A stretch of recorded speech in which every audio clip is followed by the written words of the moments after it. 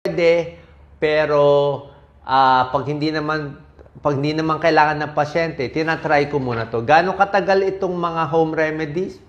2 buwan, 3 buwan, walang masama. Ay kung makuha ng 2 buwan, 3 buwan, pa-check mo na lang ng pa-check yung lipid profile mo. Lipid profile, yun. Ma-check yung cholesterol, LDL, HDL, triglyceride. So, tingnan mo, ayusin mo yung diet mo, pa-check ka after 3 months. So, pag naayos mo, magugulat ka na lang, uy, bumaba pala siya. Okay? Pero pag Christmas na, December, tataas ulit. Kasi sa mga kinakain nyo. Okay? So, sana po nakatulong to para sa tamang pag-inom ng statin. Yung akin ay payo lang ang final decision. Siyempre, dun sa doktor ninyo.